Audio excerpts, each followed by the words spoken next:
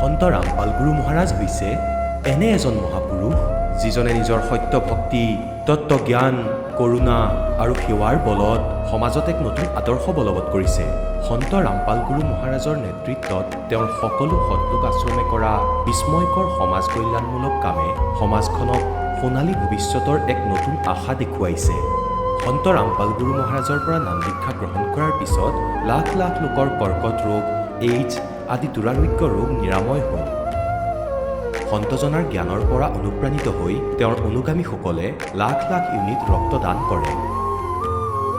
সন্তজনাই লাখ লাখ ভগ্নী কন্যাৰ যৌতুকমুক্ত বিয়াৰ আয়োজন কৰালে। সন্তজনাই লাখ লাখ মানুহক ড্ৰাগছ আসক্তিৰ পৰা মুক্ত কৰিলে। কোটি কোটি ধ্বংসপ্ৰাপ্ত পৰিয়াল শান্তিত লাগিল।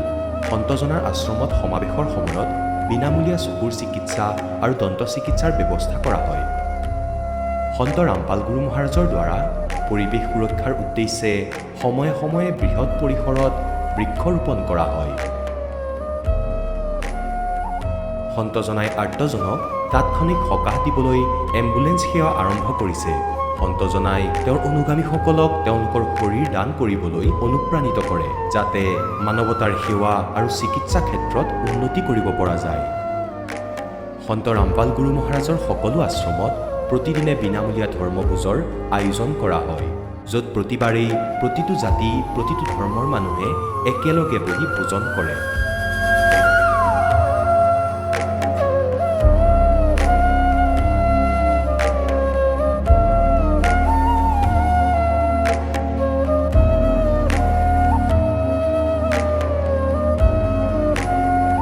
সন্ত ৰামপাল গুৰু মহাৰাজৰ অন্নপূৰ্ণা অভিযানে দৰিদ্ৰ আৰু অসহায় লোকসকলৰ জীৱনত এক নতুন শক্তি আৰু আশাৰ সঞ্চাৰ কৰিছে।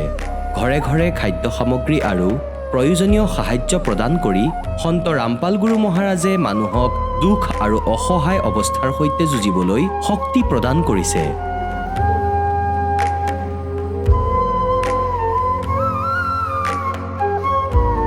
দৰিদ্ৰ লোকসকলৰ বাবে ঘৰ নিৰ্মাণ কৰা সন্ত ৰামপাল গুৰু মহাৰাজৰ অসাধাৰণ কাৰ্যই এনে এক নিদৰ্শন দাঙি ধৰিছে, যি যুগ যুগ ধৰি সন্তজনাৰ উদাৰতা আৰু দয়াৰ প্ৰতীক হিচাপে জনাজাত হৈ ৰ'ব।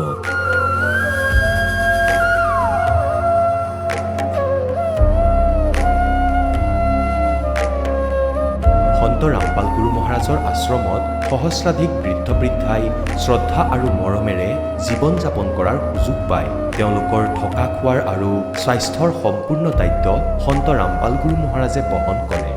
অনাথ শিশুৰ বাবে সন্ত ৰামপাল গুৰু মহাৰাজৰ সকলো আশ্ৰম বিশেষ বৰদানতকৈ কম নহয়, য'ত তেওঁলোকক শিক্ষা, সংস্কাৰ আৰু ভৱিষ্যতৰ বাবে উন্নত সুবিধা প্ৰদান কৰা হয়। বানপানী, ভূঁইকঁপ বা মহামাৰী যিয়েই নহওক, সন্ত ৰামপাল গুৰু মহাৰাজ আৰু তেওঁৰ অনুগামীসকল সদায় আৰ্তজনৰ বাবে আগৰণুৱা হৈ থাকে। ক'ভিড মহামাৰীৰ সময়ত সন্ত ৰামপাল গুৰু মহাৰাজৰ আশ্ৰমৰ পৰা কোটি কোটি লোকক খাদ্য, ঔষধ আৰু জীৱন ৰক্ষক সামগ্ৰী যোগান ধৰা হৈছিল। দুখীয়াক সকাহ কৰাই হওক বা যিকোনো শোষিত বা নিপীড়িত শ্ৰেণীৰ অধিকাৰ আৰু মৰ্যাদাৰ বাবে যুঁজ দিয়াই হওক, সন্ত ৰামপাল গুৰু মহাৰাজে সদায় তেওঁলোকৰ সকলো ন্যায্য দাবী চৰকাৰৰ ওচৰলৈ লৈ গৈছে আৰু তেওঁলোকক উপযুক্ত ন্যায় প্ৰদানৰ ক্ষেত্ৰত গুৰুত্বপূৰ্ণ ভূমিকা পালন কৰি আহিছে। সমাজত আধ্যাত্মিক আৰু সামাজিক মূল্যবোধৰ প্ৰতি সজাগতা অনাৰ প্ৰতিটো পদক্ষেপতে সন্ত ৰামপাল গুৰু মহাৰাজ মানৱতাৰ প্ৰকৃত সেৱক হিচাপে প্ৰমাণিত হৈছে। সন্ত ৰামপাল গুৰু মহাৰাজৰ জীৱনে আমাক শিকাইছে যে প্ৰকৃত সেৱা সেইটোহে যিটো নিস্বাৰ্থভাৱে কৰা হয়। আহক আমিও এই মহান সন্তজনৰ এই মহান সেৱাৰ কামত যোগ দিওঁ আৰু সন্ত ৰামপাল গুৰু মহাৰাজৰ পৰা নাম দীক্ষা লৈ আমাৰ জীৱন ধন্য কৰি তোলোঁ।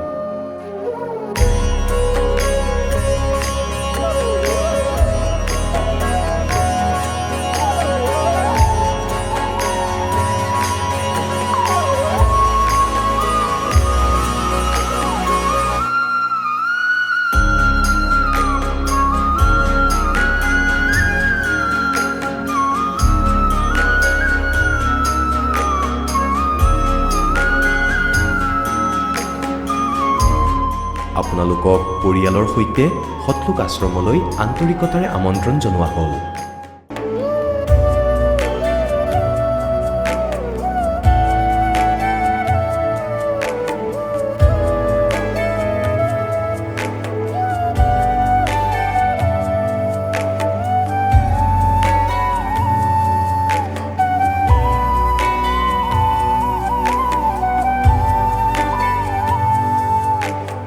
গীতাৰ অধ্যায় 15 শ্লোক 16 আৰু 17ত তিনিজন প্ৰভুৰ উল্লেখ আছে। এই তিনিজন প্ৰভু কোনজন প্ৰভুৰ শৰণ লোৱাৰ পাছত জন্ম মৃত্যু সমাপ্ত হ'ব পাৰে? তিনিজন প্ৰভুৰ ভিতৰত কোনজন উত্তম পৰমাত্মা? তেওঁ কেনেকুৱা? তেওঁৰ নাম কি? এই সকলোবোৰ গূঢ় ৰহস্য জানিবলৈ নিশ্চয়কৈ শুনিব জগতগুৰু তত্ত্বদৰ্শী সন্ত ৰামপাল গুৰু মহাৰাজৰ মংগল প্ৰবচন, সকলো পবিত্ৰ ধৰ্মৰ পবিত্ৰ শাস্ত্ৰৰ আধাৰত। নমস্কাৰ দৰ্শকসকল। 16 বছৰৰ সাধনা, বিভিন্ন পন্থাৰ সৈতে জড়িত থকাৰ পিছতো জীৱনত সুখ শান্তি নাছিল। ৰোগ, পাৰিবাৰিক সমস্যা আৰু আৰ্থিক সংকটেৰে জৰ্জৰিত আছিল। কিন্তু কেনেকৈ সলনি হৈ তেওঁৰ ভাগ্য? আজি আমি শুনাম উত্তৰাখণ্ড হৰিদ্বাৰৰ নিবাসী বংকু দাসৰ জীৱনৰ সত্য কাহিনী। তেওঁ বহু বছৰ ধৰি বিভিন্ন আধ্যাত্মিক পন্থাৰ সৈতে জড়িত আছিল, কিন্তু কোনো বিশেষ লাভ পোৱা নাছিল।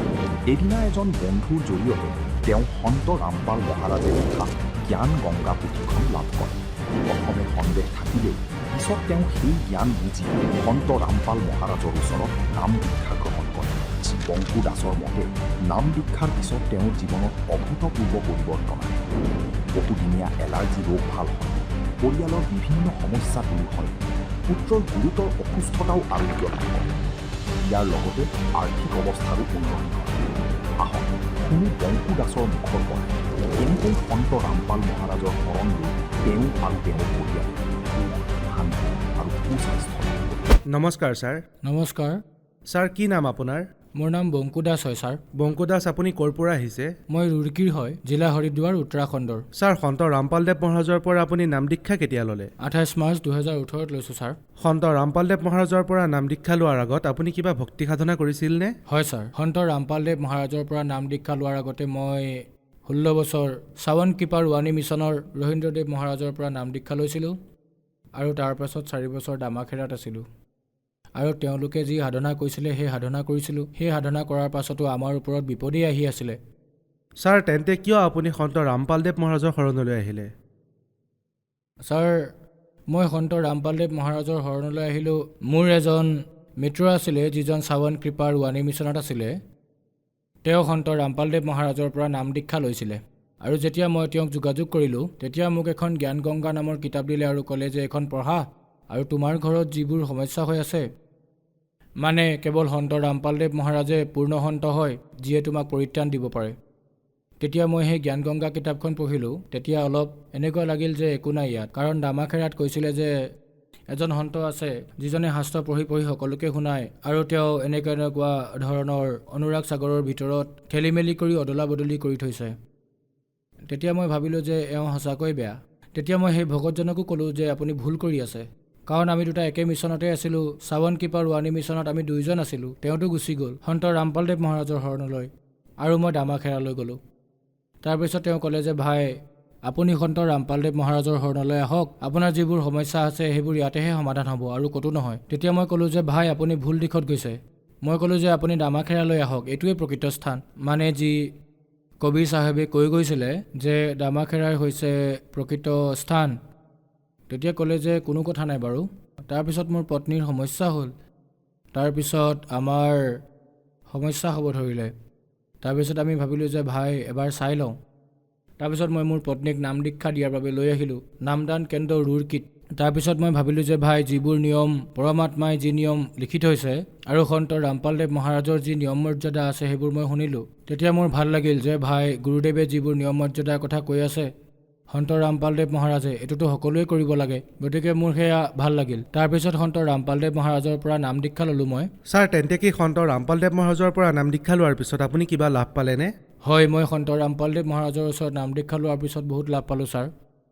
মোৰ এলাৰ্জি আছিলে গোটেই শৰীৰত। মোৰ শৰীৰত ঘাঁহ হৈ গৈছিলে, মোৰ তেজত ইনফেকশ্যন হৈ গৈছিলে, চকুতো এলাৰ্জি হৈ গৈছিলে, মোৰ মানে বহুত ডাঙৰ ডাঙৰ ঘাঁহ হৈ গৈছিলে। মই হৰিদ্বাৰত এজন ডক্টৰ আছে, তেওঁৰ তাতো চিকিৎসা কৰালোঁ, ৰুড়কীতো চিকিৎসা কৰালোঁ, এমছতো কৰাইছিলোঁ। মোৰ লগত ৰিপৰ্টবোৰ আছিল, কিন্তু মই আজি আনিব পাহৰিলোঁ। মই বহুত চিন্তাত পৰি গৈছিলোঁ। 5 বছৰৰ পৰা মোৰ এলাৰ্জি হৈ আছিলে। মই ক'তো আৰাম পোৱা নাছিলোঁ। মই ৰান্ধনিৰ কাম কৰোঁ। মই যেতিয়া চৌকাৰ ওচৰত বহু অশান্তি পাইছিলোঁ আৰু মই ৰাতি হ'লে মানে বিচনাত, ঠাণ্ডাৰ দিনত বিচনাত শুবই পৰা নাছিলোঁ, কাৰণ মই বহুত কষ্ট পাইছিলোঁ। গতিকে সন্ত ৰামপালদেৱ মহাৰাজৰ শৰণলৈ যেতিয়াই আহিলোঁ মই সেই এলাৰ্জি বেমাৰৰ পৰাও পৰিত্ৰাণ পালোঁ আৰু মই এতিয়া সুস্থ। আৰু মোৰ মাইগ্ৰেইনৰ বিষ আছিলে ছাৰ, সেয়া সৰুৰ পৰাই আছিল, বহুত বিষ কৰিছিলে। মই মানে ঔষধ খাইহে কামলৈ যাব পাৰিছিলোঁ, ঔষধ নহ'লে কামেই কৰিব নোৱাৰোঁ। চৌকাৰ ওচৰত বহিলে এটাতো এলাৰ্জিয়ে অশান্তি দিছিলে আৰু লগতে মাইগ্ৰেইনৰ বিষ।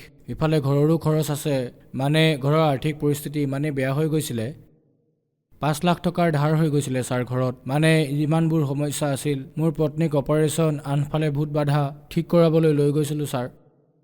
কিছুমানে আহি বাচন বেচি দিছিলে, কিছুমানে আহি কিবা বেচি দিছিলে, মানে আমি ইমান ধাৰত পোত গৈছিলোঁ এইবোৰৰ কাৰণে ছাৰ। 5 লাখ টকাৰ ধাৰ হৈ গৈছিলে আৰু এইফালে বেমাৰৰ চিন্তা। যেতিয়া সন্ত ৰামপালদেৱ মহাৰাজৰ শৰণলৈ আহিলোঁ, এটাতো মোৰ যি বেমাৰ হৈছিলে সেয়া ঠিক হ'ল, একেবাৰে ঠিক হ'ল, আৰু মোৰ ওজনো বহুত বাঢ়ি গৈছিলে। মোৰ 90 কিলো হৈ গৈছিলে ছাৰ, মোৰ গোটেই শৰীৰ ফুলি গৈছিলে। মোৰ লগৰবোৰেও এইটো কৈছিলে যে বংকু তুমি চিকিৎসা কৰাই লোৱা, তোমাৰ ওজন বহুত বেছি বাঢ়ি গৈছে, তোমাৰ কিবা নহয় কিবা সমস্যা হৈ আছে, পিছলৈ সমস্যা হ'ব। গতিকে ছাৰ মই এইমছত নিজৰ চিকিৎসা কৰালোঁ, তাতো একো পৰিত্ৰাণ নাপালোঁ। 5 বছৰ মই চিন্তাত আছিলোঁ। তাৰপিছত সন্ত ৰামপালদেৱ মহাৰাজৰ পৰা নাম দীক্ষা লোৱাৰ পাছত মই পৰিত্ৰাণ পালোঁ আৰু মই এতিয়া একেবাৰে সুস্থ ছাৰ। সন্ত ৰামপালদেৱ মহাৰাজৰ পৰা নাম দীক্ষা লোৱাৰ পাছত এতিয়া মোৰ একো সমস্যা নাই ছাৰ। আৰু এজন মোৰ ল'ৰা আছে, সি স্কুললৈ গৈছিলে, তাৰ পৰা ফোন আহিলে যে আপোনাৰ ল'ৰাটো কিবা এটা সমস্যা হৈছে।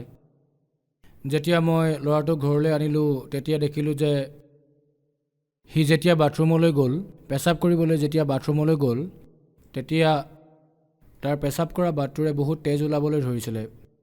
আৰু ইমান সমস্যা আমি সন্ত ৰামপালদেৱ মহাৰাজৰ পৰা নাম দীক্ষা লৈছিলোঁ বাৰু। তেতিয়া প্ৰথম অৱস্থাৰ কথা, তেতিয়া ইমান জ্ঞান নাছিলে। তেতিয়া আমি ভাবিলোঁ যে ভাই ব'লা, এতিয়া যি অৱস্থা হৈছে গতিকে কটাবই লাগিব চাগে, দেখাই লওঁ ডক্টৰক। যেতিয়া আমি ডক্টৰক দেখালোঁ তেতিয়া ডক্টৰে টেষ্ট লিখিলে কিবা কিবি। আমি ডক্টৰে কোৱা টেষ্টবোৰ কৰালোঁ হেমন ডক্টৰৰ তাত।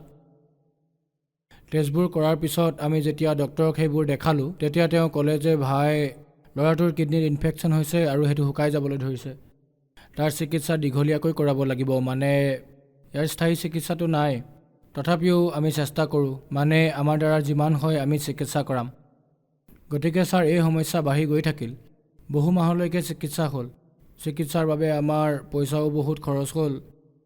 এনেওতো আমাৰ আৰ্থিক স্থিতিও বহুত দুৰ্বলেই আছিলে, আমাৰ পইচাৰ সমস্যা আছিলে।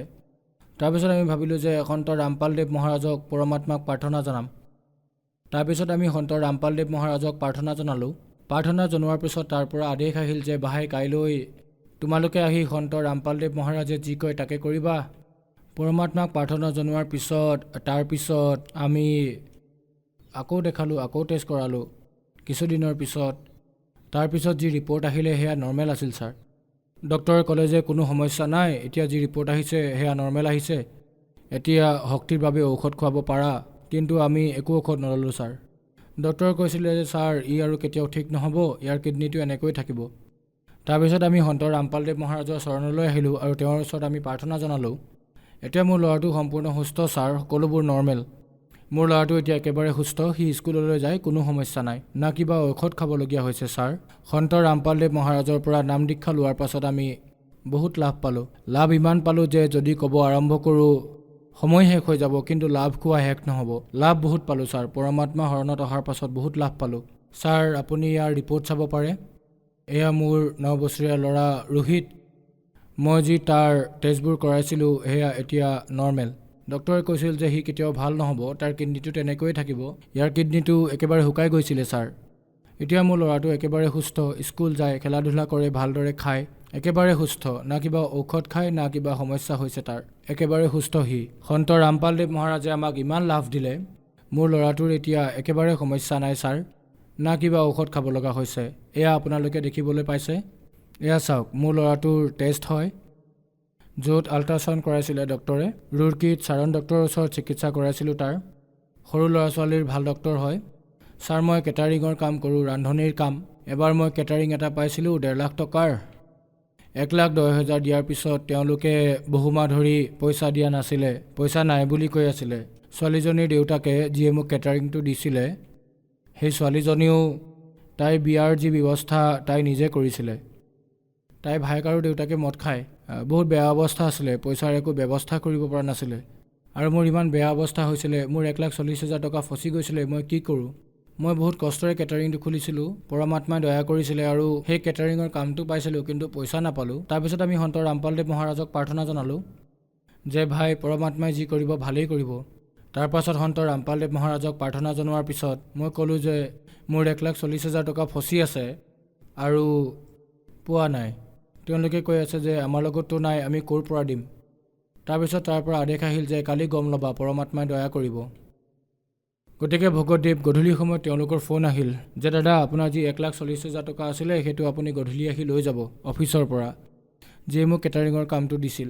ছাৰ, মই তালৈ গ'লোঁ, 5 বজাৰ ওচৰা-ওচৰিত তেওঁ মোক 1,40,000 টকা এটা দিলে। এইটো এটা লাভ পালোঁ মই। পৰমাত্মাই পলে পলে লাভ দিয়ে, পলে পলে পৰমাত্মাই ৰক্ষা কৰে। আৰ্থিক স্থিতি বহুত বেয়া আছিল ছাৰ, মানে ঘৰত খোৱা লোৱাটো অসুবিধা আছিল। এটা সময়ৰ মানে এসাঁজৰ বাবেই খাব পৰা বস্তু আছিল। ঘৰত বহুত সমস্যা আছিল, আমাৰ বহুত ধাৰো আছিল। মই সকলোৰ পৰা ধাৰ লৈছিলোঁ আৰু আমাৰ লগত যিমানবোৰ বস্তু আছিল, বাচন বৰ্তন, সকলোবোৰ বেছি দিব লগা হৈছিল।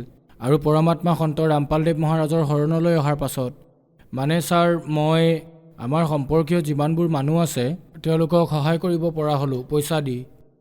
পৰমাত্মাই বহুত লাভ দিলে, এতিয়া কোনো সমস্যা নাই। পৰমাত্মাৰ শৰণলৈ আহি এতিয়া সকলো ঠিক আছে ছাৰ, আৰু কোনো সমস্যাও নাই। পৰমাত্মাৰ শৰণলৈ অহাৰ পাছত আমি বহুত লাভ পালোঁ আৰু পৰমাত্মাই বহুত দয়া কৰিলে। ছাৰ, সন্ত ৰামপালদেৱ মহাৰাজৰ পৰা নাম দীক্ষা লোৱাৰ পিছত আপুনি বহুত লাভ পালে। সন্ত ৰামপালদেৱ মহাৰাজে এখন পৰিয়াল ৰক্ষা কৰিলে। ছাৰ, আপোনাক আজি বহুত শ্ৰদ্ধালুৱে চাই আছে, যিসকল পৰিয়াল বহুত দুখত আছে, তেওঁলোকক আপুনি কি ক'ব বিচাৰিব? ছাৰ, এই ডাকৰ এই প্ৰাৰ্থনা যে সন্ত ৰামপালদেৱ মহাৰাজ পূৰ্ণ পৰমাত্মা কবীৰদেৱ ভগৱানৰ স্বৰূপ, তেওঁ পৃথিৱীলৈ আহিছে আৰু আমাক জ্ঞান বুজাই আছে। জ্ঞান পৰমাত্মাৰ গোটেই সংসাৰতে বিয়পি আছে। পৰমাত্মাৰ জ্ঞান শুনক। পৰমাত্মাৰ আপুনি যদি অনুষ্ঠান চাই, পৰমাত্মাই শাস্ত্ৰ অনুকূল সাধনাবোৰৰ কথা কয়।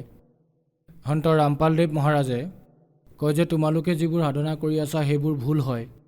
সাধনা শাস্ত্ৰ অনুসাৰে যদি সাধনা কৰা তেতিয়াহে লাভ পাবা। গতিকে পৰমাত্মাৰ শৰণলৈ আহক আৰু নিজৰ কল্যাণ কৰাওক। আপোনালৈ, সমগ্ৰ সংসাৰবাসীলৈ, ভাই ভনীসকললৈ এইটোৱেই প্ৰাৰ্থনা। সন্ত ৰামপালদেৱ মহাৰাজৰ শৰণলৈ কেনেকৈ আহিব পাৰি? সন্ত ৰামপালদেৱ মহাৰাজৰ শৰণলৈ ছাৰ, টিভি চেনেলত এডাল হালধীয়া শাৰী আহে, তাতে কিছুমান নম্বৰ আহে পৰমাত্মাৰ সন্ত ৰামপালদেৱ মহাৰাজৰ আশ্ৰমৰ। সেই নম্বৰত আপুনি ফোন কৰি আপোনাৰ নিকটৱৰ্তী নামদান কেন্দ্ৰ যি আছে আপুনি গম ল'ব পাৰিব আৰু আপুনি পৰমাত্মাৰ পৰা নাম লৈ নিজৰ কল্যাণ কৰাব পাৰিব ছাৰ। ধন্যবাদ ছাৰ। সচ্চাই। দৰ্শকসকল, আপোনালোকে শুনিলে সন্ত ৰামপাল গুৰু মহাৰাজৰ পৰা নাম দীক্ষা প্ৰাপ্ত কৰি সুখী হোৱা ভকতৰ অনুভৱ। এতিয়া চাওক জগতগুৰু তত্ত্বদৰ্শী সন্ত ৰামপাল গুৰু মহাৰাজৰ মংগল প্ৰবচন। আৰু সাধাৰণ ধৰণে থাকিবা। ঠিক আছে, আপোনাৰ পূৰ্বজন্মৰ সংস্কাৰ ভাল।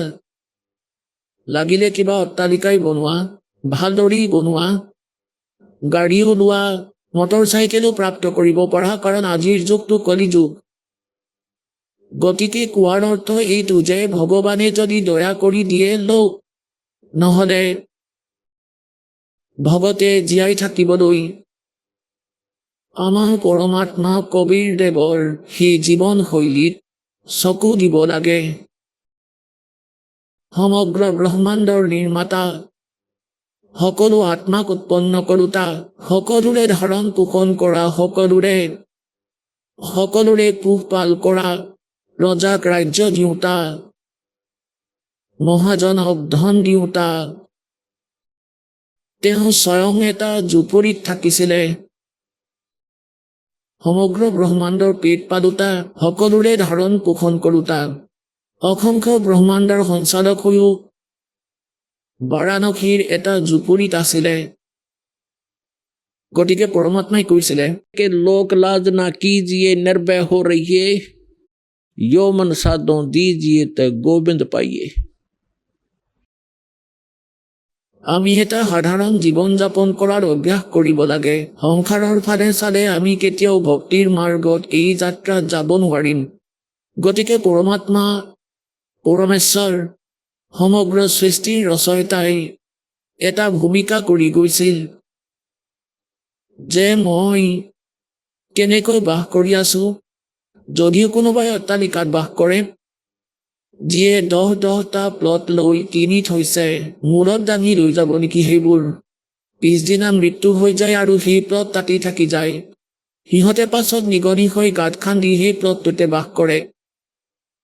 গতিকে এইবোৰ কথা এই জ্ঞানৰ আধাৰত আপুনি এই ভক্তি মাৰ্গত যাব পাৰিব, নহ'লে পিছলি যাব এই এঢলীয়া মাৰ্গৰ পৰা।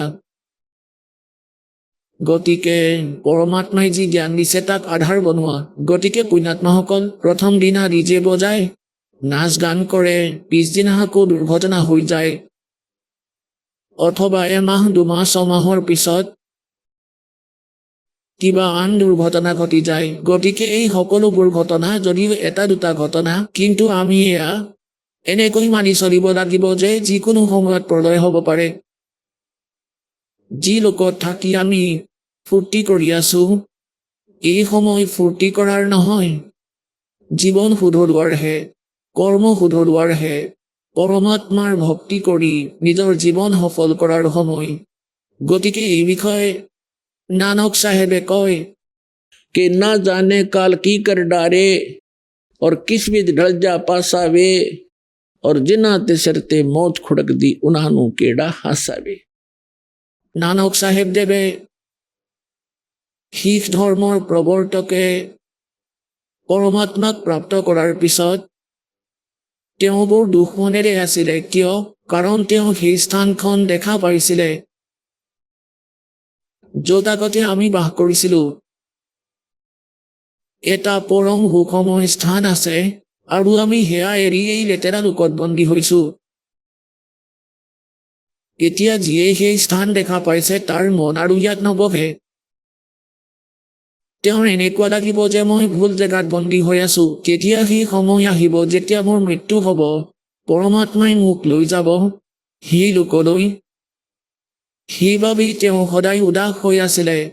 ইয়াৰে কোনো সুখেই তেওঁ সুখ বুলি অনুভৱ কৰা নাছিলে। সেই সময়ত 1-2জন ভগতে গৈ সুধিছিলে যে হে মহাৰাজ দেৱ, আপোনাক কেতিয়াও মুখত নেদেখো আমি, আপুনি কিবা নিৰাশ হৈ থাকে, ইয়াৰ কাৰণ কওক।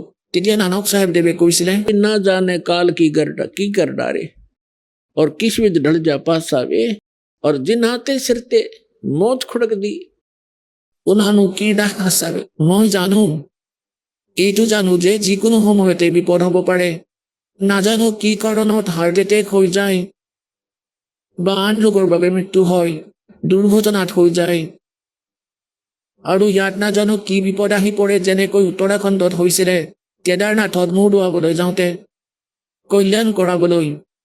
কিন্তু কি হৈ গ'ল তাত 1 ছেকেণ্ডতে আৰামত বহি কথা পাতি আছিল। কোনোবাই কিবা কৰি আছিল, কোনোবাই ভাবি আছিল, কোনোবাই বিয়াৰ কথা পাতি আছিল, কোনোবাই ভৱিষ্যতৰ প্লেনিং বনাই আছিল, এইটো বনাম, সেই ঘৰটো বনাম। কিন্তু 1 মিনিটতে ডাৱৰ ফাটি গ'ল, ইমান ভয়ংকৰ বানপানী আহিল, সকলোবোৰ বুৱাই লৈ গ'ল, একো চিন চাপেই নাই। বহুত মানুহৰ মৰাহো নাপালে, পানীৰ তলত বুৰ গ'ল।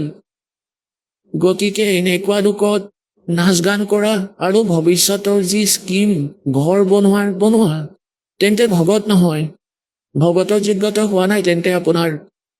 গতিকে নানক চাহেব দেৱে কয়, ना जाने काल की कर डारे और किस विध ढल जा पासावे और जिन्हाते सरते मौत खुड़क दी। 1 ছেকেণ্ডতে নাজানো, কবিৰ চাহেবে কয়, ना जाने अगले सांस का आवण हो कि ना हो, तो उनको कैसा हासा। কি কথাত নোহাঁহো। তেতিয়া তেওঁ সুধিলে যে আপুনি কি সদায় এনেকৈ উদাস হৈ থাকে? আপুনি সদায় এনেকৈ থাকে নেকি? ক'লে নাথাকো। साध मिले सड़सादी होंदी और विछड़ जाए दिलगीरी वे, अखदे नानक सुनो जिहाना ये मुश्किल हाल फकीरी वे। যে যি সময়ত মোৰ ভগত, মোৰ শিষ্য যেতিয়া উভতি আহে সৎসংগ শুনিবলৈ আৰু সিহঁত আগৰ দৰেই উভতে, তেতিয়া মই সুখী হওঁ, কিয়নো আৰম্ভণিতে বহুত কম শ্ৰদ্ধালু তেওঁৰ চৰণলৈ আহিছিল। কাৰণ সেই জ্ঞান আগতে হিন্দু ধৰ্মত জন্ম লৈছিলে নানক চাহেবে। আৰু তাৰপিছত আমাৰ মাৰ্গটো একেবাৰে বিপৰীত। তেতিয়া শিক্ষিত নাছিল মানুহ, গতিকে তেওঁৰ মাৰ্গ স্বীকাৰ কৰা মানুহ সেই সময়ত বহুত কম আছিল। গতিকে যি কাৰণেই 150 যিমানবোৰ ভগত আহিছিলে সৎসংগ শুনিবলৈ আঙুলিত গণিব পৰা আছিল। যদি 2-3জন কোনোবা দিনা নাহে, তেতিয়া গুৰুদেৱে সুধিছিলে, অমুকজন অহা নাই আজি, কিনো কথা হ'ল? যদি তেওঁ এইটো গম পায় যে কিবা কামবশতঃ আহিব পৰা নাই, তেন্তে কথা নাই। আৰু 1-2জন এনেকুৱা আছিলে যি আন মূৰ্খ সন্ত, সিহঁতৰ শিষ্যই সিহঁতক ভ্ৰমিত কৰিছিল, বিভ্ৰান্ত কৰিছিল। গতিকে নানক চাহেব দেৱে কয়, যেতিয়া মোৰ এই সকলো ভগত উভতি আহে, কাৰণ এই সংসাৰত ভক্তি কৰাটো বহুত দুৰ্লভ হৈ গৈছে। কাৰণ কি যে সত্য জ্ঞান দিয়া এজন আৰু ভ্ৰমিত কৰা কোটি কোটি সংখ্যাত আছে।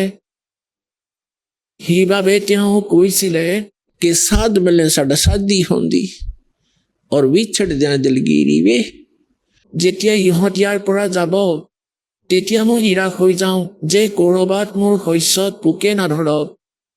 বৰ কষ্টৰে এই সৰলাত্মাবোৰক সঠিক ৰাস্তালৈ আনিছো এই জ্ঞান দি, আৰু এই মূৰ্খ নাজানো কিমান নকলি পন্থ ঘূৰি আছে। এই সৰলাত্মাবোৰক যাতে ভ্ৰমিত নকৰে। যেতিয়া সিহঁত আগৰ দৰেই উভতি আহে, সেইদিনা মোৰ আনন্দৰ কোনো সীমা নাথাকে যে ইহঁতৰ কল্যাণ হ'ব। ইহঁত ভ্ৰমিত হোৱা নাই। साध मिले साडा साधी होंदी, साधी माने আনন্দ। और विछड़ जाए दिलगिरी वे। যেতিয়া ইহঁত গুচি যায় তেতিয়া মোৰ মনত বহুত কষ্ট হয়। এই কথাই আমনি কৰি থাকে যাতে এই সন্তানসকলক কোনেও ভ্ৰমিত নকৰে, ইহঁতৰ জীৱন নাশ হয়। अखदे नानक सुनो जिहाना, ये मुश्किल हाल फकीरी वे। এই ভক্তি কৰাটো বৰ কঠিন, কিয়নো আন সাধনাবোৰতো পৰম্পৰাগত। তাত এনেকৈ কোনো কওঁতা নাই যে আপুনি যি কৰি আছে সেয়া ভুল। যি কৰি আছা ভালেই কৰি আছা, বঢ়িয়া, ভাল। মই এইটো কৰোঁ, আপুনি কি কৰে? কয় মই এইটো কৰোঁ, তেতিয়া কয় ভাল, কৰি থাকক। কিন্তু ইয়াত ক'বলগীয়া হয় যে এইটো নকৰিবা, এইটো নকৰিবা, এইটো কৰিবা। গতিকে এই প্ৰকাৰে এইটো অলপ কঠিন। मुश्किल हाल फकीरी वे। ফকিৰী মানে ভক্তি। এই ভক্তি কৰাটো বহুত কঠিন হৈ পৰিছে। এতিয়া এই জ্ঞানটো বিশ্বত বিয়পিব আৰু সমগ্ৰ বিশ্বই এই জ্ঞান বুজি পাব। আৰু যিদিনাখন এই সকলোবোৰ নিয়ম একেই হৈ যাব, যিয়ে এই জ্ঞানক শুনিব, কিছু সময়ৰ পিছতেই কোনেও অবজেকশ্যন নকৰিব আৰু সকলোৱে এনেকৈ ক'ব যে জ্ঞানটো ভাই 1 নম্বৰৰ, জ্ঞানত কোনো ভুল নাই। এতিয়া যিহেতু ইমান মান্তি হৈছে, ইমানখিনি স্বীকাৰ কৰিছে, গতিকে এদিন তেওঁ উপদেশো ল'ব। তেতিয়া সমস্যাৰ সমাধান হৈ যাব আৰু সহজ হৈ পৰিব ভক্তি কৰাটো। তেতিয়া একো বাধক হৈ নাথাকিব। গতিকে সেইবাবেই এই জ্ঞান প্ৰচাৰ সৎসংগলৈ আপোনালোকক বাৰে বাৰে মতা। ইয়াৰ উদ্দেশ্য মোৰ এইটোৱে যে আপোনালোক আহি থাকিব। ভক্তিৰ প্ৰতি আপোনালোকৰ বিশ্বাস বাঢ়ি গৈ থাকিব। আপোনালোকক ইয়ালৈ আমি কোনো চখতে মতা নাই। এয়া এটা অমূল্য কাম কৰা হৈ আছে। যেনেকৈ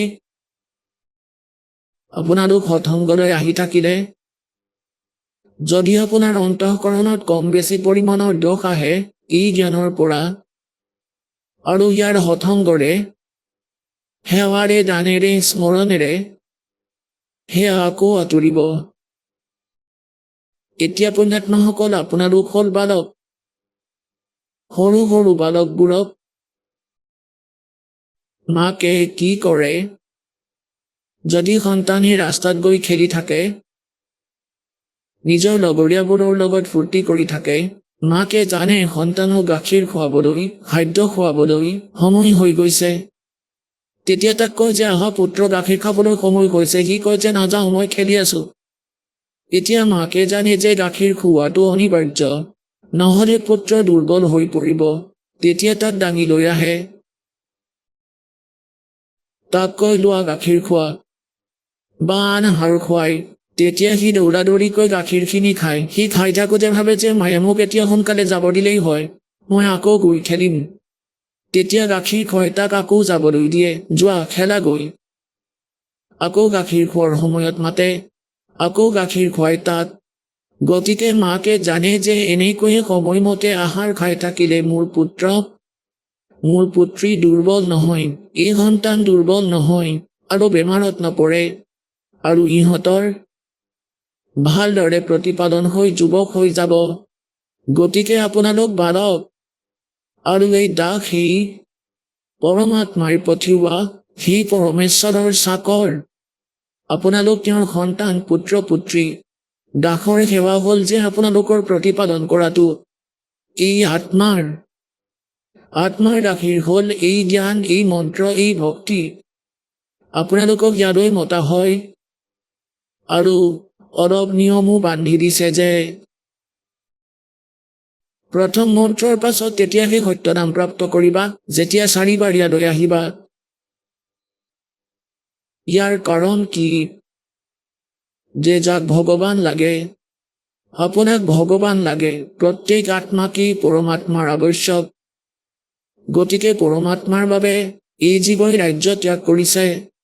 এই ৰাজ্য ত্যাগ কৰি জংঘললৈ গুচি যায় ভগৱানক পাবৰ বাবে।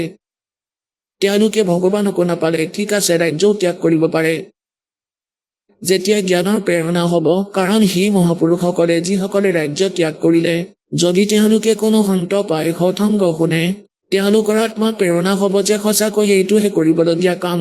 গতিকে সৎসংগত আপোনালোকক প্ৰথমে প্ৰেৰিত কৰা হয় যে যি কাৰ্য তুমি কৰি আছা ইয়াকেই ফাইনেল বুলি মানি আছা। এই মনুষ্য জীৱনৰ কেৱল ইমানখিনিয়ে কাম নহয়, ইয়াৰ লগে লগে এটা বহুত ইম্পৰ্টেণ্ট জব আছে আপোনাৰ, আৰু এটা বহুত দৰকাৰী কাম আছে। পৰমাত্মাৰ ভক্তি কৰা, দান ধৰ্ম আৰু সেৱা কৰা, তাৰপিছত আত্মকল্যাণ কৰাই সত্য লোকলৈ যোৱা, যলৈ যোৱাৰ পিছত আৰু কেতিয়াও কষ্ট নাথাকে। গতিকে এই প্ৰেৰণাৰে প্ৰেৰিত হৈ যি ভক্ত প্ৰেৰিত হয়, গতিকে এয়া সেই আত্মা যি ৰজাসকলৰ আছিল। তেওঁলোকক কোনোবাই প্ৰেৰিত কৰিলে, আগৰ সংস্কাৰ ভাল আছিলে, ৰাজ্য ত্যাগ কৰি দিলে। আপোনালোকক সেইবাবেই মতা হয় যে পৰমাত্মাৰ যেতিয়া আপোনালোকৰ আগ্ৰহ আহিব ভগৱানৰ প্ৰতি, আৰু আপোনাৰ আত্মাত এইটো সমাৱেশ হ'ব যে ভক্তিৰ অবিহনে একো নাই, ভগৱানক পালেহে সকলো হ'ব। ইমানখিনি জ্ঞান কৰাই দিওঁ আপোনালোকক। গতিকে সেই সময়ত আপুনি এবাৰ দুবাৰ অহাৰ পিছত আকৌ আপুনি আৰু তাত কেতিয়াও নৰয়। সৎসংগলৈ নহাকৈ আপোনাক এনেকুৱা জ্ঞান কৰাই দিয়া হ'ব, তথাপিও আপোনালোক ইয়ালৈ আহে সৎসংগ শুনিবলৈ। কিন্তু আপোনাৰ ধ্যান থাকে তাত যে তালৈ যাম, এইটো কৰিম, অমুকটো কাম আছে, ঠিক আছে, এটা স্বভাৱ হৈ গৈছে আমাৰ বাধ্যতা যেতিয়ালৈকে এই সংসাৰত থাকিম। ইমানখিনি ধ্যান আৰু ভৱিষ্যতৰ যি আমাৰ প্লেনিং আমি বনাবই লাগে। কিন্তু এতিয়া আপোনালোকে কোনোবাই এদিন ৰয়, কোনোবাই 2 দিন ৰয়, কোনোবাই 3 দিনো ৰৈ যায়। আপোনালোকক এই দাসে সেই মাতৃৰ দৰে গাখীৰ খুৱায় আৰু আকৌ এৰি দিয়ে যে যোৱা খেলা গৈ নিজৰ সেই খেলা বস্তুৰে আকৌ আহিবা। অহাৰ পিছত আকৌ আপোনাক পৰিপূৰ্ণ কৰি দিয়ে। এই প্ৰকাৰে আপোনালোকৰ আত্মা মেচিয়ৰ হৈ যাব, যুৱক হৈ যাব, ভক্তিযুক্ত হৈ যাব। তাৰপিছত আহিবলগীয়া বিপদবোৰ বন্ধ হৈ যাব, কাৰণ পাপ নাশ হৈ যাব, পুণ্য বাঢ়ি যাব লাহে লাহে। তাৰপিছত কালৰ আপোনাৰ ওপৰত কোনো প্ৰভাৱ নাথাকিব। আপোনালোকৰ আৱশ্যকতাৰ পূৰণ পৰমাত্মাই কৰিব ধৰিব। তেতিয়া না চুৰ কৰাৰ প্ৰয়োজন হ'ব, না ঘুচৰ আৱশ্যকতা হ'ব, না কোনো আন খেলি মেলি কৰি নিৰ্বাহ কৰাৰ আৱশ্যকতা হ'ব। যদি নাম আৰু মৰ্যাদা পালন কৰি আপোনালোক লাগি থাকে, তাৰপিছত আমি পৰম্পৰাবোৰ কম কৰিম আৰু শেষ কৰিম। এতিয়া যেনেকৈ পুণ্যাত্মাসকল এই উৎসৱ উদযাপন কৰা হয়, এজন ভগতে কৈ আছিলে, এনেকুৱা বহুত ভগতী আমি লগ পাওঁ, 1-2জন মনত থাকে। যেতিয়া কোনো ভগতৰ মাধ্যমেৰে দীক্ষা ল'ব আহিছিলে, তেতিয়া তেওঁ কৈছিলে, লগত আহিছিল, তেওঁ কৈছিলে, আজিলৈকে মই আজি 10 বছৰ হৈ গ'ল কোনো উৎসৱ উদযাপন কৰা নাই। কাৰণ কি? যে কেতিয়াবা আমাৰ 5-6জন মোৰ খুৰা পেহ 5-6জন ভগত আমি ভাই আছিলো। তেওঁলোকৰ মাজৰে কোনোবা এজনৰ মৃত্যু হৈ যায় যুৱক হৈ থাকোঁতেই। কোনো ভনী বিধৱা হৈ যায় অথবা ঘৰৰ সদস্য ঢুকাই যায়, আমাৰ 10 বছৰ হৈ গ'ল কোনো উৎসৱেই পালন কৰা নাই। গতিকে পুণ্যাত্মাসকল, এতিয়া তেওঁলোকে কিয় উৎসৱ পালন কৰা নাই? আৰু যাৰ বিপদ হোৱা নাই সিহঁতে নাচ গান কৰে, অযথা কামবোৰ কৰে। কি উৎসৱ এয়া? ইয়াততো কোৱা হয়, পৰমাত্মাই কয় যে যদি আপুনি সমৰ্থবানজনৰ শৰণ পায় তেতিয়া আপুনি ইয়াত ফূৰ্তি কৰিব পাৰে, আৰু সেই ফূৰ্তিও ৰাম নামত, ভক্তিত, সৎসংগৰ হতুৱে আপোনাৰ উৎসৱ। পৰমাত্মাৰ ভক্তি কৰা, সেৱা কৰা, স্মৰণ কৰা, দান কৰক যিমানখিনি আপুনি পাৰে। গতিকে এইবোৰেই উৎসৱ হয় আপোনাৰ। ইয়াৰ বাহিৰে তাকে কি দেখিলে? তেওঁলোকে হোলী পালন কৰে। হোলী যেতিয়া আমাৰ জ্ঞান হ'ল, আমাৰ ল'ৰা ছোৱালীও এইবোৰ নকৰে। সৰু সৰু ল'ৰা ছোৱালীও ঘৰত থাকে, সেইদিনা বাহিৰলৈ নোলায়, কাৰণ সমাজত এই পৰম্পৰা বহুত প্ৰচলিত। সেইদিনা কি কৰে সিহঁতে? লেতেৰা পানী, বালি, গাঁৱৰ ফালেতো আৰু বেয়া অৱস্থা, মুখখন ৰঙা কৰি লয় বান্দৰৰ দৰে, দিনটো অযথা কামবোৰ কৰি ফুৰে। আৰু আমি বহি ভজন কৰোঁ দুৱাৰ বন্ধ কৰি। এতিয়া যেনেকৈ এই যে আহি আছে, কি নাম? ৰাখী পূৰ্ণিমা, ৰাখী বন্ধন বুলি কয়। কালৰ পৰম্পৰাবোৰ সকলো ওলোটা। এগৰাকী ভনীয়ে কৈ আছিলে যেতিয়া দীক্ষা লৈছিলে তেওঁ, আৰু তেওঁক এই মৰ্যাদাবোৰৰ বিষয়ে কোৱা হৈছিলে। সৎসংগ শুনোৱা হয়। আগতে কম সংগী আছিলে, 100-200 ভকত আহিছিলে, সকলোৱে নিজৰ নিজৰ মনৰ কথা কৈছিলে মোৰ ওচৰত বহি। এজনী ভনীয়ে কৈ আছিলে যে প্ৰথম দিনা ইটো কথা শুনি মই দুখ পাইছিলো। যেতিয়া ইটো শুনিলো যে ৰাখী বন্ধনতো ভাইক ৰাখী বান্ধিব নালাগে, এতিয়া মই গম পালো ৰাখী বন্ধনৰ দিনা যেতিয়া মই মোৰ দাদাক ৰাখী বান্ধিবলৈ গৈছিলো, ৰাখী বন্ধনৰ দিনা ৰাখী বান্ধিবলৈ গৈছিলো, আৰু মোৰ দাদা কিবা কামবশতঃ মটৰ চাইকেলেৰে গৈ আছিলে, মই তেওঁলৈ ৰৈ আছিলো। এতিয়া কি হ'ল যে গধূলিৰ সময়ত দুৰ্ঘটনাগ্ৰস্ত হ'ল মোৰ দাদা, মৃত্যুপ্ৰাপ্ত হ'ল, আৰু তেওঁৰ ঘৰতো আহিল। এতিয়া পুণ্যাত্মাসকল, আমি ৰাখী বন্ধনৰ দিনা ৰাখী কিয় বান্ধে ভনীয়েকে নিজৰ দাদাকক? যে আমাৰ ৰক্ষা কৰিবা। এতিয়া যদি দাদাকে নিজৰ ৰক্ষাই কৰিব নোৱাৰে, তেনেহলে ভনীয়েকৰ ৰক্ষা কেনেকৈ কৰিব?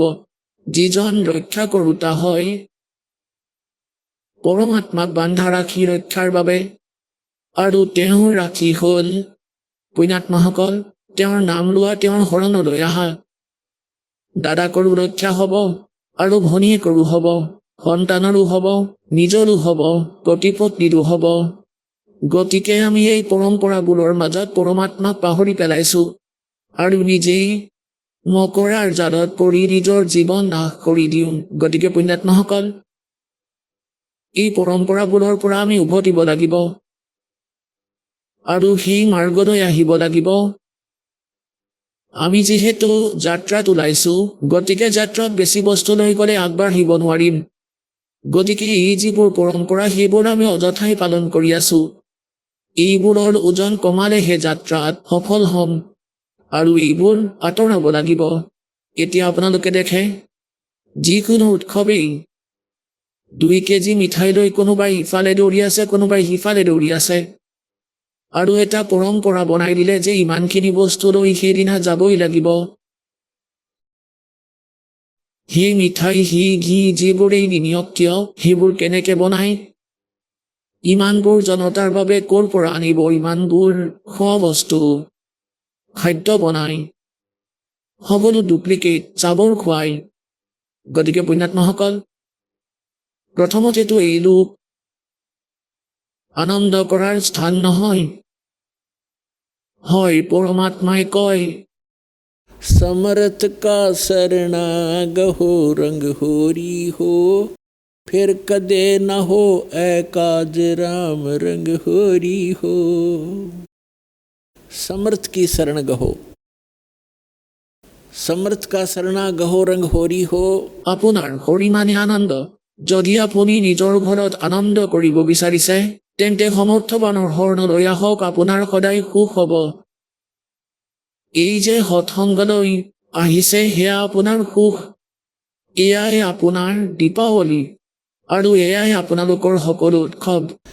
कहते समर्थ का सरना गहो रंग होरी हो फिर कभू ना हो अकाज আপোনাৰ একো বেয়া নহয়। राम रंग होरी हो। ৰামৰ নামত আনন্দ উদযাপন কৰা। গতিকে এই প্ৰকাৰে আমি এই মৰ্যাদাবোৰো সীমিত কৰিব লাগিব আৰু ভক্তি, তেতিয়াহে আমাৰ সফল হ'ব। এতিয়া পুণ্যাত্মাসকল কি বুলি কয়, पर बीलेन जात है दुनिया हमरा ज्ञान किने ना सुनिया। পৰমাত্মাই কয় के चारों युग में संत पुकारे कूक कहा हम हेल रे हीरे माणिक मोती बरसे ये चग चुगता ढेल रे।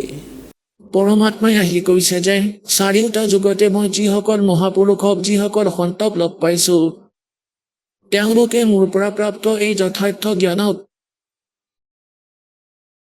সকলো ঠাইতে প্ৰচাৰ কৰিবলৈ চেষ্টা কৰিলে,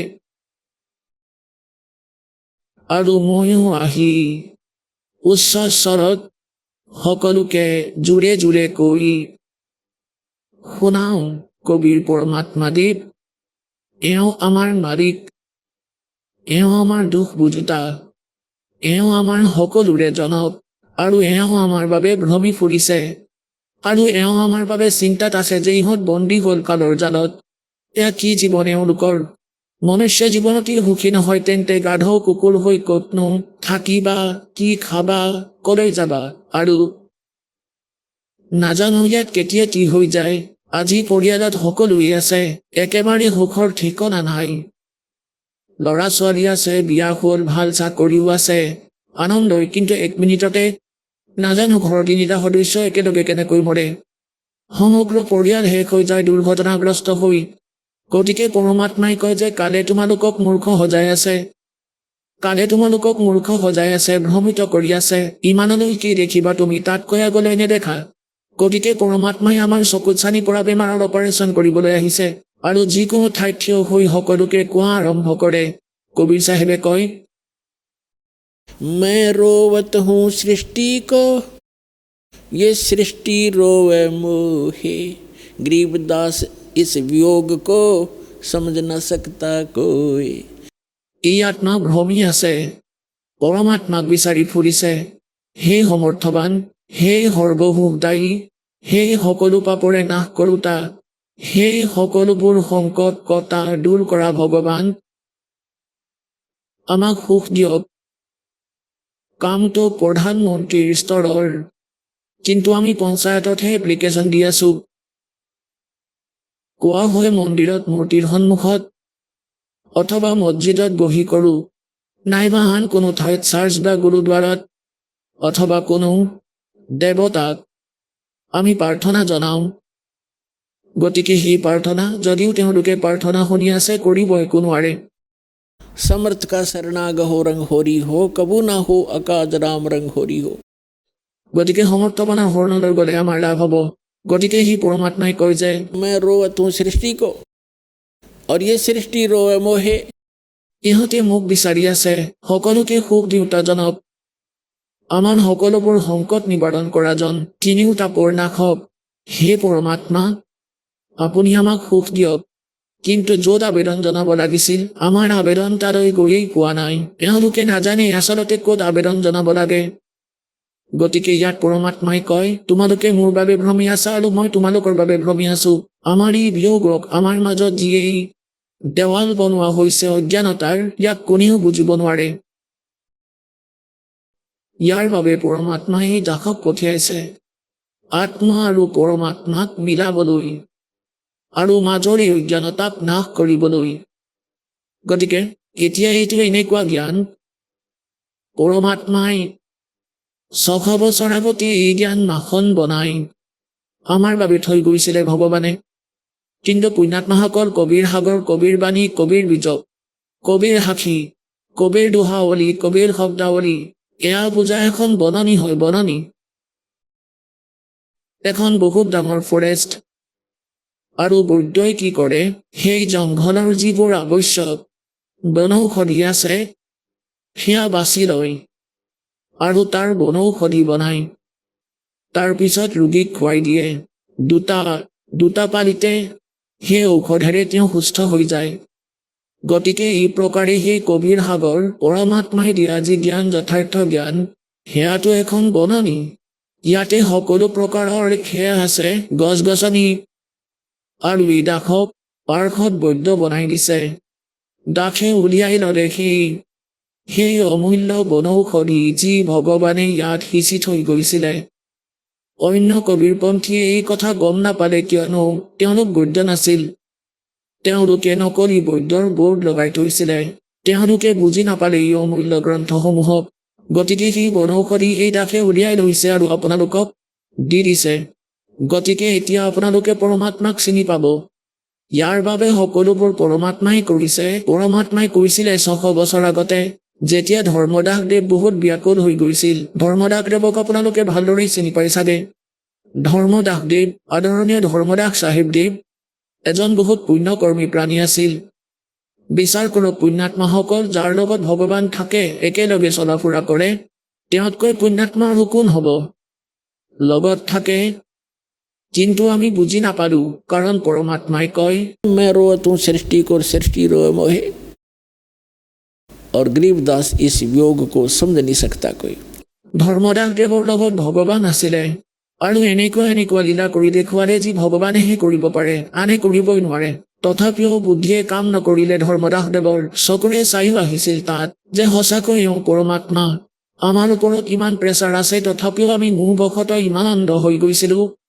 যেতিয়া পৰমাত্মাই কৈছিলে যে ধৰ্মদাস, मेरी लाख दुहाई धर्मदास, मेरी लाख दुहाई, ये मूल ज्ञान कई बार न जाई। যে মই তোমাক যি মূল জ্ঞান দিছো, বাস্তৱিক জ্ঞান দিছো, ইয়াৰ চৰ্চা এতিয়া কতো নকৰিবা। আৰু আকৌ ক'লে যে धर्मदास मेरी लाख दुहाई, ये सार शब्द कई बार न जाई।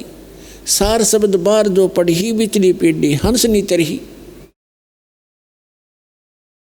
তেতিয়া ধৰ্মদাসদেৱক পৰমাত্মাই ক'লে যে এই জ্ঞান আৰু নাম, যি 3টা মন্ত্ৰ আছে, সত্য নাম, হাৰ নাম, এয়া 3টা মন্ত্ৰৰ এটা জপ হৈ যায়। এইটো আপুনি কাকো নক'ব, নিজেই মন্ত্ৰ জপ কৰক আৰু ইয়াৰ পৰাই মুক্তি হ'ব। আৰু ইয়াৰ অবিহনে মুক্তি হ'বই নোৱাৰে প্ৰাণীৰ। অধিকাৰী সন্তৰ পৰা এইটো ল'ব লাগিব। এতিয়া পুণ্যাত্মাসকল, যেতিয়া ধৰ্মদাসদেৱে এইটো দেখিলে যে সমৰ্থবানজন তেওঁৰ লগত আছে, সত্যলোকতো দেখি আহিলে, উভতিও আহিলে, তাৰ পিছতো তেওঁৰ মনত মোহ ইমানেই আছিলে, কান্দিব ধৰিলে বহি। আহক আমি এতিয়া সেই শ্ৰদ্ধালুসকলৰ অনুভৱবোৰ জানো, যিসকলে জগতগুৰু তত্ত্বদৰ্শী সন্ত ৰামপাল গুৰু মহাৰাজৰ পৰা দীক্ষাপ্ৰাপ্ত কৰিছে তথা তেওঁ কোৱা ভক্তিমাৰ্গ এওঁলোকে অৱলম্বন কৰি আছে। সৎ চাহিব দৰ্শকসকল, বছৰৰ পিছত বছৰ ধৰি ভক্তি সাধনা কৰাৰ পাছতো যদি জীৱনত সুখ শান্তি নাহে, তেন্তে সেই ভক্তি কিমান সঠিক? আজি আমি আপোনালোকক শুনাম অসমৰ শোণিতপুৰ জিলাৰ নিবাসী চঞ্চল চৌধুৰীৰ জীৱনৰ এক বাস্তৱিক কাহিনী। চঞ্চল চৌধুৰীয়ে আগতে ব্ৰহ্মা, বিষ্ণু, মহেশ, দুৰ্গা পূজাৰ দৰে পৰম্পৰাগত ভক্তি সাধনা কৰিছিল। তথাপিও মনত শান্তি নাছিল। কিন্তু এদিন তেওঁৰ ভিনদেৱে সন্ত ৰামপাল গুৰু মহাৰাজৰ দ্বাৰা লিখিত হিন্দু চাহিবান নহি সমঝে গীতা, বেদ, পুৰাণ পুথি পঢ়িবলৈ দিয়ে আৰু সেই পুথিৰ জ্ঞানেই তেওঁৰ জীৱন সম্পূৰ্ণৰূপে সলনি কৰি দিলে। দৰ্শকসকল, চঞ্চল চৌধুৰীৰ ল'ৰাৰ এটা গুপ্ত ৰোগ আছিল, যাৰ বাবে ডাক্তৰে অপাৰেশ্যনৰ পৰামৰ্শ দিছিল। কিন্তু সন্ত ৰামপাল গুৰু মহাৰাজৰ পৰা নাম দীক্ষা লোৱাৰ পিছত পুনৰ চেকআপ কৰাত ডাক্তৰেও আচৰিত হৈ ক'লে, এতিয়া অপাৰেশ্যনৰ কোনো প্ৰয়োজন নাই। কেৱল এইটোৱেই নহয়, গেষ্ট্ৰিক সমস্যা, মানসিক চিন্তাৰ দৰে বহু সমস্যাৰ পৰাও তেওঁ মুক্তি লাভ কৰে। তেন্তে দৰ্শকসকল, কেনেকৈ সম্ভৱ হ'লেই ডাঙৰ পৰিৱৰ্তন? আহক শুনো চঞ্চল চৌধুৰীৰ মুখৰ পৰা তেওঁৰ সম্পূৰ্ণ জীৱন কাহিনী। নমস্কাৰ। নমস্কাৰ ছাৰ, আপোনাৰ শুভ নামটো? মোৰ নাম চঞ্চল চৌধুৰী। আপুনি ক'ৰ পৰা আহিছে? মই বালিপৰা, শোণিতপুৰ, অসমৰ পৰা আহিছোঁ। আপুনি সন্ত ৰামপাল গুৰু মহাৰাজৰ পৰা নাম দীক্ষা কেতিয়া লৈছিল? মই সন্ত ৰামপালজী মহাৰাজৰ পৰা 12 ফেব্ৰুৱাৰী 2024 লৈছোঁ। সন্ত ৰামপাল গুৰু মহাৰাজৰ পৰা নাম দীক্ষা লোৱাৰ আগতে আপুনি কেনেধৰণৰ ভক্তি সাধনা কৰিছিল? আমি সন্ত ৰামপালজী মহাৰাজৰ নাম দীক্ষা নোলোৱা আগতো এনেই হিন্দু সমাজৰ যি দেৱী দেৱতা আমি ব্ৰহ্মা বিষ্ণু মহে দুৰ্গা পূজা আমি বেছি মানিছিলোঁ। আৰু সেই সাধনা আপুনি কেনেধৰণে কৰিছিল অলপ বুজাই কওকচোন। দুৰ্গা পূজাততো 10 দিন আমি ফাষ্টিং কৰোঁ, তাৰপিছত কলম কৰি পেলাই পূজা চূজা কৰোঁ, ঢেৰ মানিছিলোঁ তাত, সেইটো ডাঙৰ। আপুনি যিহেতু আপোনাৰ হিন্দু সমাজত প্ৰচলিত পৰম্পৰাগত ভক্তি সাধনা কৰি আছিল, তেনে ক্ষেত্ৰত আপুনি সন্ত ৰামপাল গুৰু মহাৰাজৰ শৰণলৈ কিয় আহিব লগা হ'ল? আমাৰ এইটো ডাঙৰ কথা, এইটো আমাৰ ভিন্দ আগতে লৈছিলে, দিল্লীত থাকে এইটো ভিন্দটো, দিল্লীত ভিন্দ লৈছিলে নামটো। তেতিয়া আমি যে মোৰ বাইদেউ ফোন কৰিছিলে, তেতিয়া কৈছে যে চাওঁ না ভিন্দই নামটো লৈ লৈছে সন্ত ৰামপালজী মহাৰাজৰ, আৰু মাছ মাংস একো আমাৰ বিজনেছটো মোৰ ভিন্দৰ ডিমৰ বিজনেছ আছিলে, সেইটো নকৰে, দোকান বন্ধ কৰি দিব কৈ আছে। এতিয়া পোৱালীবিলাকক ক'ৰ পৰা আমি কৰিম, কষ্ট হৈ আছিলেতো, সেইকাৰণে আমিও ফোন কৰি পেলাই ভিন্দক কি ধমকি দিছিলোঁ যে আপুনি এইবিলাক নকৰিলে কেনেকুৱা পোৱালীহঁতক কেনেকুৱা পঢ়িব, কেনেকুৱা খাব, আপুনি কি কৰিলে? সেইটো একো নহয়, গুৰু ঢেৰ আছে ইণ্ডিয়াত, এনে ঢংগী গুৰু আছে, আপুনি কিয় এনেকুৱা কৰিলে? তেতিয়া আমাক যে ফোন কাটি দিয়ে, নকৰে, আমি কৰিলেও ৰিং কৰিলেও নুঠায়, সেয়েহে নকৰোঁ, পলাই যায় ঘৰৰ পৰা। বাইদেউক কাজিয়া কৰে, সি পলাই যায়। তাৰপিছত এদিন গ'লোঁ দিল্লীত, তাৰপিছত তাত অৱতৰণ দিৱস আছিলে, তেতিয়া আমাক লৈ গ'লে, তেতিয়া আমাৰ দিদিও লৈ ল'লে, আমাৰ বাইদেউ এজনী আছিলে যে সিও লৈছে নাম, সিও জ্ঞান শুনি পেলাই লৈ ল'লে। তেতিয়া মোৰ বাইদেউক মই ক'লোঁ যে তয়ো লৈ ল'লি কিয়? এতিয়া কি কৰি খাই আছ তহঁতে? পৰমাত্মাই খুৱাব নহয় আমাক চিন্তা নাই, আমি ল'লোঁ, আমি সতলোক যাম, এনেকুৱা মোক কৈ আছে। মই ক'লোঁ কেনেকুৱা সতলোক যাবি? মই একো বুজা নাছিলোঁ। তাৰপিছত এদিন গ'লোঁ দিল্লী, তাত অৱতৰণ দিৱস আছিলে, তেতিয়া আশ্ৰমত লৈ গ'ল মোক। তেতিয়া লৈ গ'ল মোক, কেনেকুৱা লাগি আছে, আমি মন্দিৰত যাওঁতো আমি বেলেগ বেলেগ কেনেকুৱা পূজা কৰোঁ, আৰু তাত প্ৰথমবাৰ গ'লোঁ যে, তাৰপিছত মোক চাই পেলাই আৰু ভগতবিলাকে মোক আহি গ'লে বুজাবৰ কাৰণে, এনেকুৱা কথা তই লৈ ল, এনেকুৱা সেইটো এইটো ধৰ্ম নল'লে মক্ষ প্ৰাপ্ত নকৰিবি, কুকুৰ গাধা হৈ পেলাই ফুৰি থাকিবি। মই হাঁহোঁ, তেনেকুৱা হয় নেকি? মানুহেহে হ'ব, এনেকুৱা মই ভাবি আছোঁ। তেতিয়া সিহঁতে বুজাইছে, মই বুজিছোঁ, মই কৈছোঁ, সিহঁতে কৈ আছে কেতিয়া নাম ল'বি? লৈ ল, এতিয়া লৈ ল। নলওঁ, মই নলওঁ, মোৰ বিজনেছ মই শুকান মাছ বিক্ৰী কৰিম, মই কেনেকুৱা, মোৰোতো সৰু সৰু পোৱালি আছে 2টা, মই কেনেকুৱা চলাম? এনেকুৱা কৈ পেলাই মই লোৱা নাছোঁ, মই বুজিছোঁ জ্ঞানটো অলপ অলপ, ভালে লাগিছে। তাৰপিছত আহি গ'লোঁ অসমত, আকৌ এবাৰ 2-3 মাহ পিছত আকৌ গ'লোঁ। তাৰপিছত তাতো প্ৰকট দিৱস আছিলে।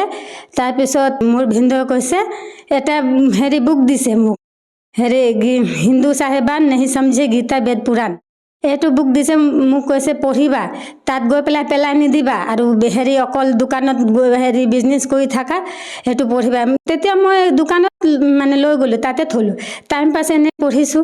তেতিয়া ইমান জ্ঞান বুজি পেলাই একেবাৰে মই পঢ়াৰ লগে লগে, তাৰপিছত মই লাষ্টৰ পেজত ফোন নম্বৰ লিখা থাকে, মই ভিন্দকো ফোন নকৰিলোঁ। তাৰপিছত সেইটো ফোন নম্বৰ ফোন কৰিলোঁ, আশ্ৰমত ফোন লাগিলে, মই ক'লোঁ যে কেনেকুৱা মই নাম দীক্ষা ল'ব বিচাৰি আছোঁ, কেনেকুৱা ল'ম? তাৰপিছত আমাৰ ওচৰতে বালিপাৰ ওচৰতে এটা জেগা আছে হেলেম, তাত এটা নামদান চেণ্টাৰ আছে, সেইটো নাম্বাৰটো কণ্টেক্ট মোক দিলে, মই তাত ফোন কৰিলোঁ। তাৰপিছত তাত গৈ পেলাই নাম দীক্ষা ল'লোঁ। তাৰপিছত মোৰ ছোৱালীও বেছি মাছ মাংস খায়, সি মাছ মাংস নহ'লে ভাতে নাখায়, সি ভোকতে থাকে। মই ক'লোঁ মই ল'ম, আৰু পোৱালি নল'লে কেনেকুৱা মই কৰিম? হে পৰমাত্মা, মই ল'লে, মোৰ পোৱালি নল'লেতো মই কেনেকুৱা, ঘৰততো আৰু মাছ মাংস হৈ যাব, তাৰপিছত কেনেকুৱা আমি আপোনাক সেৱা কৰিম, কেনেকুৱা মন্ত্ৰ জাপ কৰিম, এনেকুৱা ভাবি চিন্তা কৰিছোঁ।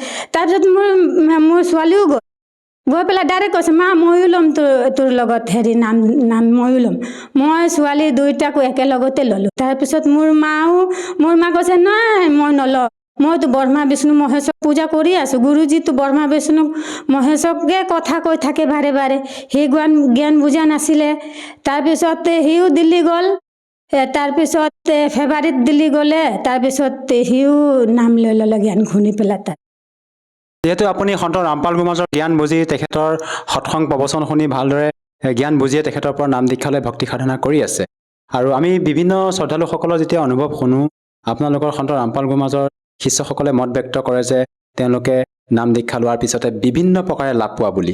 আপুনি সন্ত ৰামপাল গুৰুমাজৰ পৰা নাম দীক্ষা লোৱাৰ পিছত কেনেধৰণৰ লাভ পাইছে? মইতো বৰ এটা ডাঙৰ লাভ পাইছোঁ। মোৰ ল'ৰাৰ গুপ্ত ৰোগ আছিলে এটা, সেই মানে সৰুৰ পৰা মই তাৰ মেডিকেল দিল্লী যেতিয়া যাওঁ তেতিয়া মই তাক চেকআপ কৰাওঁ। তেতিয়া ডক্টৰে মানে কৈ দিলে ইয়াক কোনো ঔষধ দিলে সেইটো ভাল নহ'ব, অপাৰেশ্যনে কৰিব লাগিব তাক, অপাৰেশ্যনে এটা তাৰ ৰাস্তা আছে।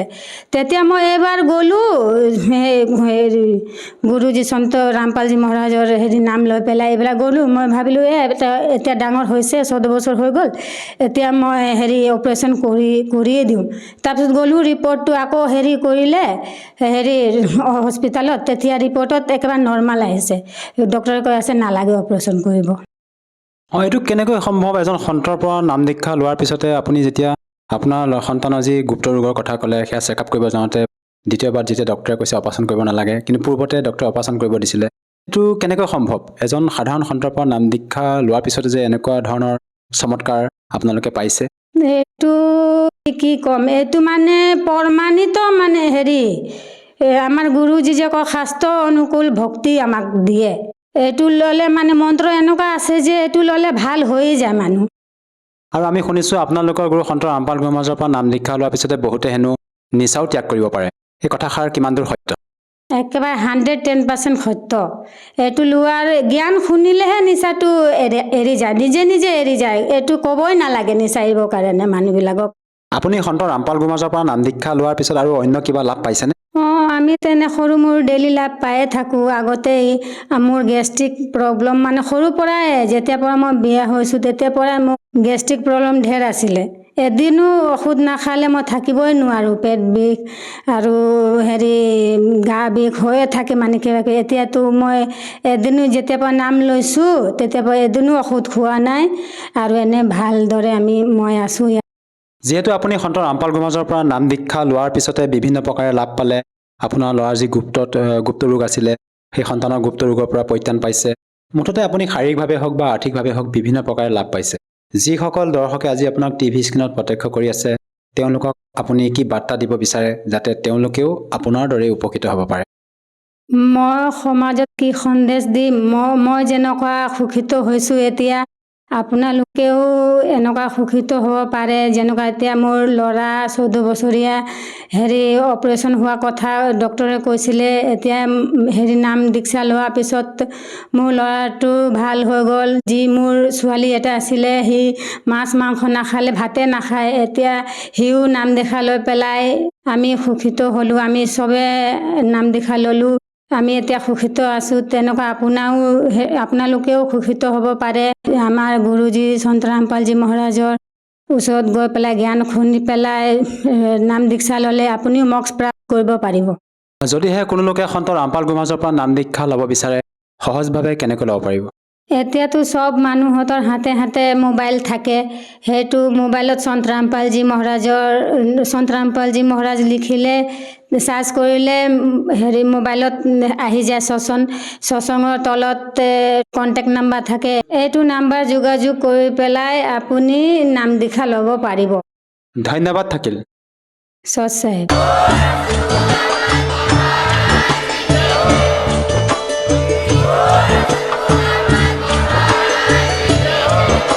আপুনি শুনি আছিলে জগতগুৰু তত্ত্বদৰ্শী সন্ত ৰামপাল গুৰু মহাৰাজৰ মংগল প্ৰবচন। অধিক জানিবৰ বাবে ভিজিট কৰক www.jagatgururampalji.org। সন্ত ৰামপাল গুৰু মহাৰাজৰ শুভ আশীৰ্বাদত সমগ্ৰ বিশ্বতে 500তকৈ অধিক নাম দীক্ষা কেন্দ্ৰ আছে, য'ত সন্ত ৰামপাল গুৰু মহাৰাজৰ দ্বাৰা বিনামূলীয়াকৈ নাম দীক্ষা দি থকা হৈছে। আপোনাৰ ওচৰৰ নাম দীক্ষা কেন্দ্ৰৰ ঠিকনা জানিবলৈ সম্পৰ্ক কৰক 7082208528।